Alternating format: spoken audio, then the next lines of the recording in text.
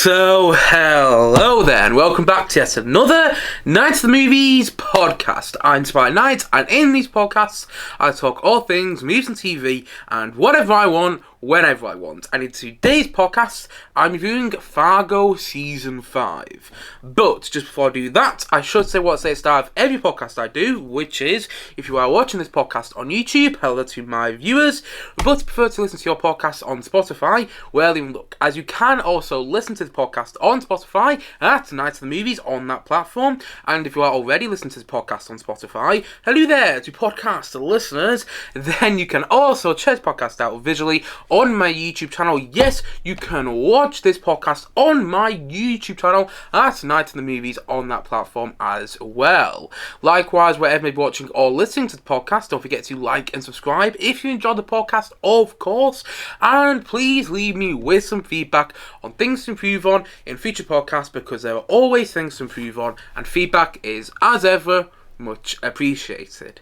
So, let's get into it. Fargo Season 5.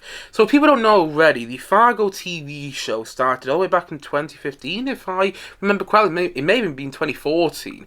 And the first season had Martin Freeman and Billy Bob Thornton in, and it was absolutely terrific. And the show as a whole is a spin-off from the Fargo film, which was directed by the Coen brothers, and that's a really great film. And when you hear that there's a spin-off show, you don't think it could be that good. I would actually argue that the Fargo, at least the first season of Fargo anyway, is better than the Coen brothers film. I would actually argue that, and I really like the Fargo film, but that first season of Fargo, I still rewatch once a year because of how it changed my perception of TV. Up to that point, I hadn't seen many TV shows. I think I'd seen the likes of, Doctor Who, Life on Mars, Sherlock. I hadn't seen that many TV shows. I watched Fargo and I was like, wow, I didn't know TV could be this well written, and I could be this glued to the screen on a show like this, on a show that feels real and feels like we're following these real characters, and it's a dramedy and it's really clever. And so yeah, it completely changed my perception of TV. And each season though is different. You don't just follow the same characters in all 5 seasons. It's an anthology show, which means that each season follows a different group of characters. Sometimes there's a connection to the previous season, like season 2 has a connection to season 1, season 3 had a connection to season 1, season 4 had a connection to season 2, and this season, I haven't quite figured out what the connection is, actually. I was about to say this season has connection to another season, but I haven't quite figured out what the connection is myself. Maybe if you've seen the season, you'll let me know in the comment section below. But you get the point I'm making. It's an anthology show, though. You can jump into each season without having to watch the previous series. I mean, I recommend you watch the previous series, but you can start Fargo Season 5 having not watched any of the previous 4 seasons, and you wouldn't be lost, because all the characters are new. All the characters in this season of Fargo we haven't met yet. And according to Google, the plot synopsis for the series overall goes as follows. A disparate set of characters deal with a plethora of crimes in different time periods. The only thing that they share in common is their connection to the Midwest USA. And that's pretty much all you need to know about the Fargo show as a whole if you haven't already seen it. Each season is different from the last, and you can jump in at any season. I mean, season 1 is incredible, but you don't have to watch season 1 to understand season 5 if you follow my thinking. So yeah, get the point. I really love season 1. Season 2 I wasn't as big on. I still liked it quite a lot, but it had an underwhelming ending for me. It just sort of fizzled out. Then season 3 I loved. I didn't love as much as season 1. I loved how Ewan McGregor played 2 characters that season, and Ewan McGregor is one of my favourite actors ever anyway. So when you've seen playing 2 characters and he plays them so well, there's a clear difference between both characters that he's playing. I thought it was... I have so many fond memories of watching season 3, and I was very excited for season 4, which starred Chris Rock, Jessie Buckley, and Jason Schwartzman. I did not like season 4 at all. I didn't get into it, and quite frankly, I tapped out on season 4 of Fargo, which I never expected to do on a season of Fargo at all. I didn't love season 2, but I'd never tapped out of it. And season 4, there was something about it where I didn't find it that compelling, that engaging, and I didn't really care about the characters. So, when I heard that a 5th season of Fargo was in production, I was hesitant about watching it until I heard the cast that were going to be in this season. Juno Temple, who is blowing up right now. She's launching into the stratosphere, some people may say, after her work in Ted Lasso and her work in The Offer as well, which I just finished watching on Apple TV Plus recently via... Well, I finished watching it on Paramount Plus via Apple TV Plus, and that's a great show, and she's really great in it. Also, you got the likes of Joe Keery in this season of Fargo, which many people might know as Steve, the bully turned hero in Stranger Things, alongside John Hamm, which many people might know as Don Draper from... I almost forgot the name of the show there, Mad Men. So you have... Oh, and also Jennifer Jason Leigh. So you have quite a interesting cast for this season of Fargo, and that's the thing which got me interested. I was actually really hesitant about watching it. I didn't start watching it until last week because I didn't like season 4. But now, having finished the 5th season of Fargo, I can say this: it might be the best season of Fargo yet. I was floored by the series. Absolutely floored by it. The writing is so on point, and it's so slick, and it's so sharp in this season. Also, the directing is some of the best directing I've seen on TV in the past couple of years. The characters are all rich and complex and have layers to them, and you were drawn to each one of them. There are so many characters in the season of Fargo. There are about 5 main characters and 4 more supporting characters. But the thing is, though, each one of them is as compelling as the last. There's not one character in this season that I didn't really latch onto. There's not one character that that whenever they're on screen, I wasn't glued to the screen. You know, each character is brilliant. The performances are all stellar. They really are. Juno Temple, I mean, she just missed it for this year's Emmys, but Juno Temple deserves an Emmy for next year. She really does.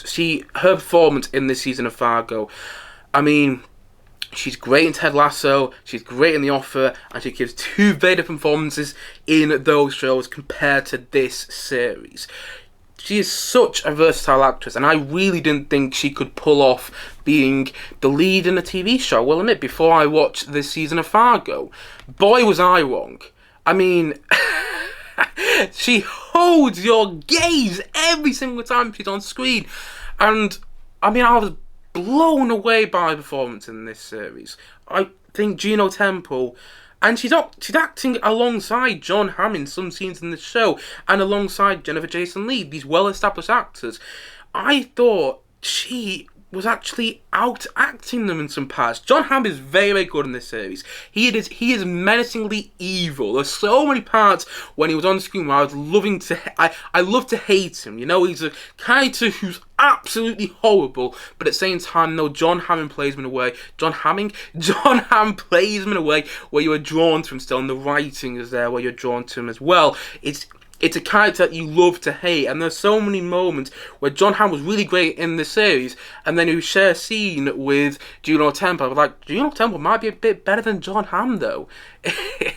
She might be giving a bit of a better performance. And it's really a remarkable piece of TV.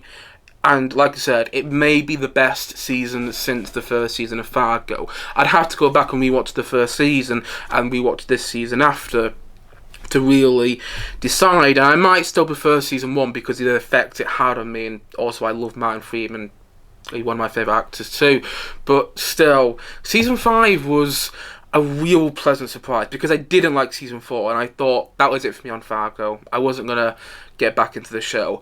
Season 5 goes back to its roots, and it has that setting which feels familiar with season 1, even though it's set in a different time period, and I think that helps. And also, it has that Coen Brothers Fargo feel to it. This season does, but also it feels like its own beast.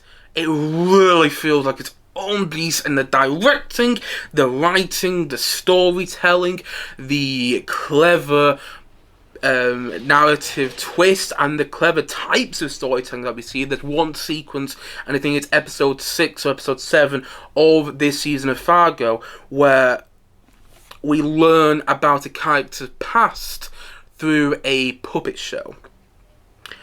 Yes, you heard me correctly, a puppet show. And I thought that was one of the cleverest and probably the most genius decision to explain the past, because that sequence, although you're only watching puppets, was heartbreaking, gut-wrenching, and hard to watch. And it was absolutely exceptional. I mean, there's no other shows that would really do that. I mean, last year I loved Succession, and I love Andor, and I loved what was White Lotus the year before. Yeah, I love some TV shows that have come out over the past couple of years, but there was no other show that would have a sequence that is a puppet show, and it starts off when you're thinking, why is it started as a puppet show? And then the more the puppet show progresses, the more you were glued to it and you were horrified by what's going on. There was no other show that would tell a part of, that would use, what am I trying to say here? There's no other TV show that would use a puppet show to tell an important narrative, an important part of the narrative in their series. If you follow my thinking, I think I kind of lost myself there. But anyway, I mean, the directing was one of the things which really impressed me. I know nobody mentioned it, but I'm going to mention it again. I'm going to go into more detail here, because I always admire it when a TV show has some great direction to it, when it isn't just generic, when it isn't just a generic style of direction which you see in a lot of big budget movies or a lot of big budget TV shows nowadays. You know, the problem they had with Monarch, Legacy of Monsters, which I just reviewed on the channel recently, was that I was watching at the same time I was watching this.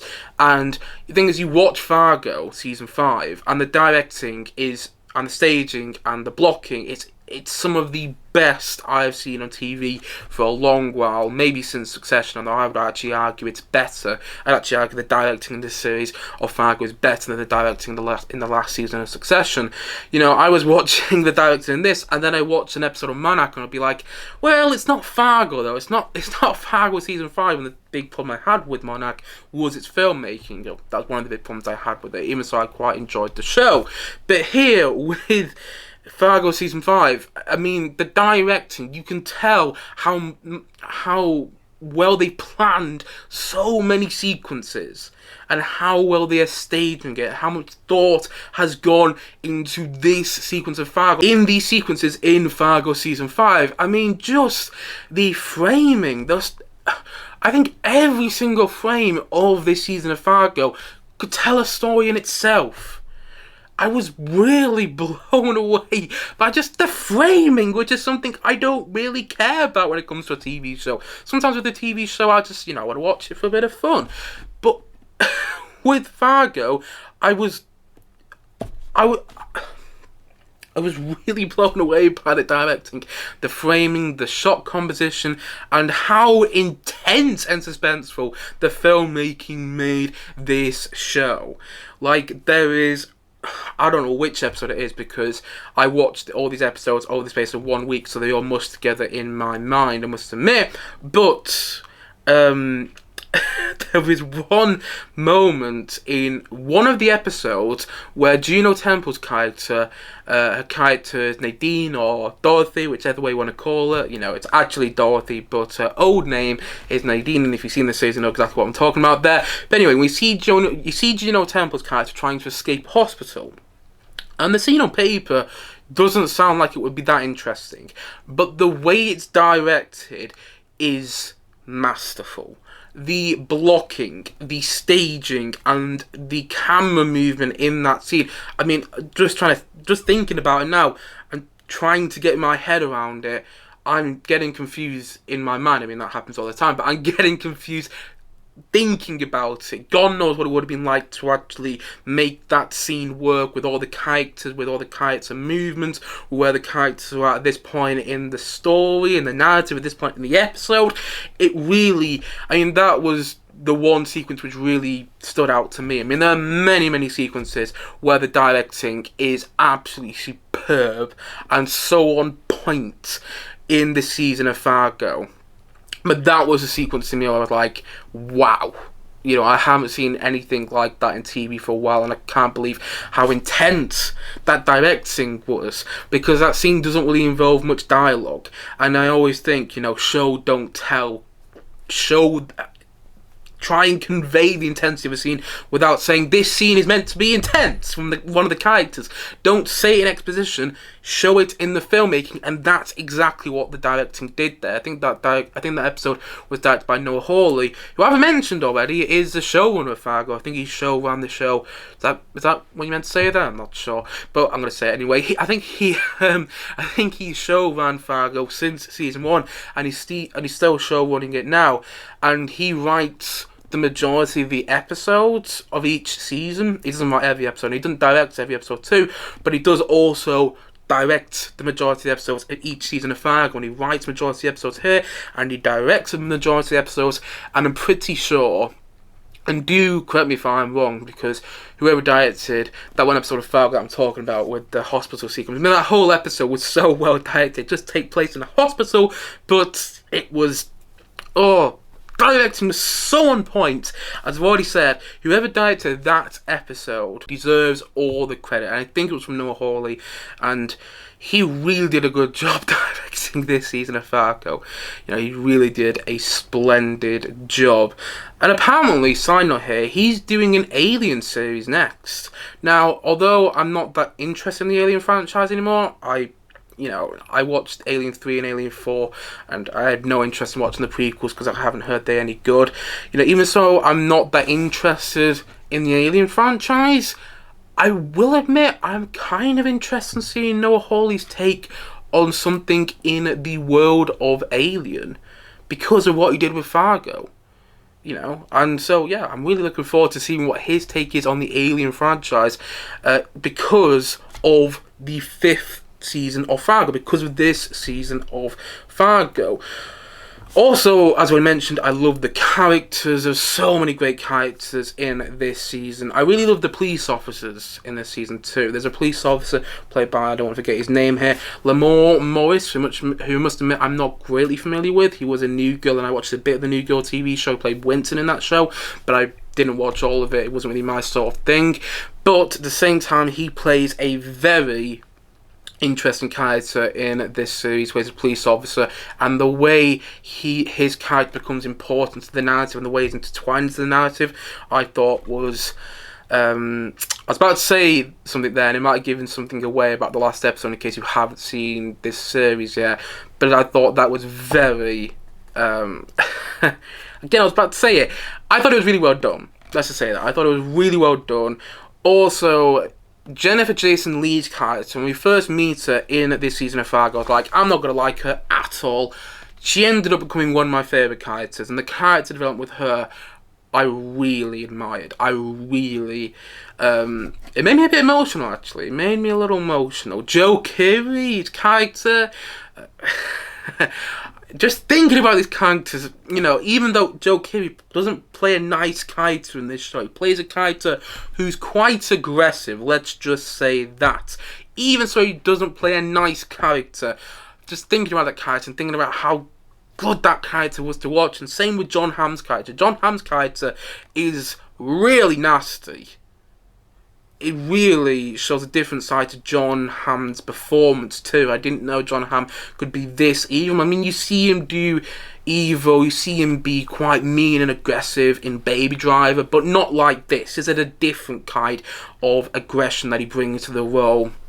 And every single time he's on screen, he has this presence and dominance which you are scared of, and in the right way. I think it's the end of episode 7. And I'm not going to go into too much detail in case people haven't seen this show, but at the end of episode 7, he walks into a room. That's all he did. Let's say that. He walks into a room, And I was watching this with my family, and we were all really, like, we were all getting intense. I was looking around the room, and me and my brothers were like, oh God, we were really nervous what was going to happen to the other character in that room, to Juno Temple's character. Yeah, Jon Hamm is really fantastic in the season of Fargo, and his character is also very well written, and it's a character which makes you hate Trump supporters. It's a character which makes you vehemently hate MAGA supporters. And I must admit, I don't like getting into politics. I don't like getting into politics on this channel because it's not really an interest. It's not really an area of interest I am interested in. But this series and the way it deconstructs evil, dangerous, narcissistic, self-admired, misogynistic and racist men is very, very good. I like how this season makes Trump supporters, particularly male Trump supporters, look absolutely evil. Looks like the evil people they are, and I love how this series approached that, because it makes you, it's particularly exemplified in Jon Hamm's character, the way that all the stuff surrounding the danger of MAGA supporters, of Trump supporters, it's particularly exemplified in Jon Hamm's character, and you hate that character. You really hate that character. He's compelling to watch because of the way he's written and because he's played by Jon Hamm, but the way the show writes that character and the way it really gives a different, well, not necessarily a different perception, but the way it makes you think about Trump supporters, yeah, makes you hate them even more, let's just say that. Plus, this is a series which feels cold and feels disturbing. There's so many disturbing moments in the season which really leave a mark on you, which really are affecting to watch. There's one sequence in particular involving Jon Hamm's character where a version of Toxic by Britney Spears, although I don't think it's her singing the version that we hear in the season of Fargo, but there's a sequence in this season of Fargo where we hear Toxic by Britney Spears playing in the background whilst Jon Hamm is about to do something, and I was really scared. And what he does next is very disturbing, and it's also very, it adds so much more to the story, and it really makes it such a cold watch. You feel cold watching this season of Fargo, but also such a mesmerizing watch. I don't know if mesmerizing is the right word there, but it makes it so much more intense, suspenseful, and scary. Yeah. This season of Fargo is absolutely brilliant. It's just fan-fucking-tastic. I don't like swearing on this channel, but I'm doing it here because of how much I love this season of Fargo, and how much it really got me in the feels, and how much I hated some of the characters, and how much I also love some of the characters, because you're meant to, and the characters are all as compelling as one another. I know I've already said that before, but I'm going to say it again because I haven't felt this way about characters in a TV show for what feels like a long time. Each character is fantastically written. Also, I have to mention the music. Not only is Jeff Russo's musical score perfect for the season of Fargo because it's melodic and it's melancholic when it needs to be, and then also it's intense when it needs to be too. There's one track in the musical score for this season of Fargo, which I just found on Spotify literally before doing this podcast today. I forgot the name of it off the top of my head right now, though. There's a track which sounds like the main theme to Jaws, and the track sounds like bum bum bum bum bum bum bum bum bum bum bum. It does sound a bit like Jaws. Even my terrible recreation just then. There is this. The musical score is, it has suspense where it needs to, and it also I love how it doesn't overuse the Fargo theme too. The Fargo theme, which is composed by Carter Burwell and was used for the Fargo film initially. This season of Fargo does use that theme, but it doesn't use it too much. I love how it doesn't overuse that, and it doesn't try to use it for nostalgic effect. It works. It comes in when it needs to, and it works when it needs to. And I think Jeff Russo, who did the score for all the previous seasons of Fargo, did once again an amazing job for the score of this show. It perfectly encapsulates the feeling of this season of Fargo. I mean, but like I said, not only is Jeff Russo's musical score absolutely phenomenal, I really love the needle drops, particularly how unique they are, because I think it's episode 2 or 3, there is a needle drop of one of the songs from The Nightmare Before Christmas, and when it came in I was like, what? It took me out of the episode a little bit, but then I was thinking, brilliant, why not have this here? It worked. I really love the unique needle drops in this show and how they heighten emotion in ways that other shows don't do. I love the peculiarity of Fargo, and I love this season of Fargo. It's slick, it's sharp, it's well directed, it's stylish but not too stylish, that it comes across pretentious. It is very, very well written, and I can't recommend it enough. And the way the narrative of the series unfolds too, I mean, absolutely, I was astounded by it. I was floored by it. You know, I watched the first episode and I was thinking, it's good, it's a good setup for the rest of the season, but I want to see where it goes before I can really say whether I liked or loved this season. On episode 5 I was thinking, oh no, this is definitely the best season of Fargo since the first season. It may even be better than the first season if it sticks the landing.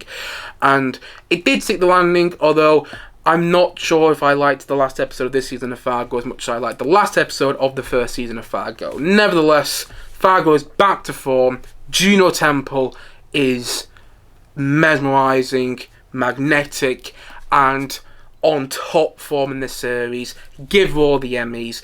John Hamm is also very good. He's one of those characters you love to hate in this series, and I really hated him by the end of this series. Really hated him. Joe Keery's character, very good. Seeing a very different side to Joe Keery's acting, which is always good to see, showing a different side to him, because I've only really seen him as Steve in Stranger Things before. Also, love how all the narratives crossed over. Love all the character development. Love the way this show is directed. Love how it has its own flavour. And yes, this show does owe a debt to the Coen Brothers film. Definitely. It owes a debt to the Coen Brothers directing, which is so unique and which is perfectly on display in the Fargo film. But it's also its own beast. You know, it's also its own beast, and there's nothing quite like Fargo on TV, and the 5th season of Fargo, this season of Fargo, really exemplified that. I absolutely loved it, and so for that reason, I'm going to say that Fargo Season 5, yep, you know what? I'm going to give it a 10 out of 10. Honestly, this may end up being my favourite show of 2024, even though it started in 2023, but it ended in 2024. So technically it's a 2023 show, but I'm going to class it as a 2024 show. And even though we're only in January, this, I've got a feeling, you know, it's going to end up as my favourite show of this year. It's going to be tough for me to like any other shows quite as much as I liked this season of Fargo. I mean, I've gone on and on about how much I love it, but I really do. I really love this season. And again, it's an anthology season, so, you know, it's an anthology series. Sorry, that's what I meant to say. It's an anthology series. So, if you haven't seen the previous seasons of Fargo and you liked how I made this season sound, then check it out. I really think you can watch this season of Fargo having not watched any of the previous seasons of Fargo, even the Fargo movie. I mean, I'm not saying you shouldn't watch those previous seasons of Fargo and watch the Fargo film, but you don't have to in order to understand the 5th season of Fargo, in order to understand this season of Fargo. I mean, and it's so quotable this season too. I almost got to mention this, and I think it's the end of episode 9. there is a line, and it's a line which doesn't give anything away. If you haven't seen the show, this is not a spoilery line. There's a line that is said by one of the characters, which is like, "The tiger is now free." If you've seen the season, if you've seen this series of Fargo, you know exactly what line I'm talking about. I'd be surprised if you didn't. And if you don't, be very confused. But that line, when it happened in the show, I had the biggest grin on my face. God, this is such a well-written show. When was the last season? It was like 5 years ago now, something like that. It feels like 5 years ago. And you can tell that Noah Hawley and his crew have spent time and have properly thought about this season of Fargo and have really worked on it, and it comes off the screen. And yeah, I loved it, and I can't wait to rewatch it, and it might be the best season of Fargo yet. It might very well be, and that's saying a lot, because season 1 changed my perception of TV, but season 5, I mean, it's already changing my perception of TV for the rest of 2024. I'm only in January, so there's that. As I said, I absolutely love this season of Fargo, and so for that reason, all in all, I'm going to say once more that Fargo Season 5 is a 10 out of 10 from me.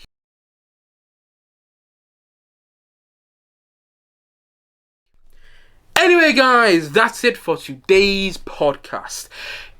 Please let me know your thoughts on Fargo Season 5 in the comment section below. Maybe you didn't like the season of Fargo at all. Maybe you preferred Season 4 and thought I was an absolute idiot for hating Season 4. I didn't really hate it, actually. It just wasn't for me. Whatever your thoughts are on this season of Fargo, you know, and how it compared to the previous seasons of Fargo, please let me know in the comment section below. And as always, thank you for watching or listening to this podcast. And if you haven't yet, please do click down below and like and subscribe on this podcast. And look forward to many more podcasts coming very, very soon on this channel. As I said, thank you as always for watching or listening to this podcast. And I will see you guys again soon. But bye for now. Bye.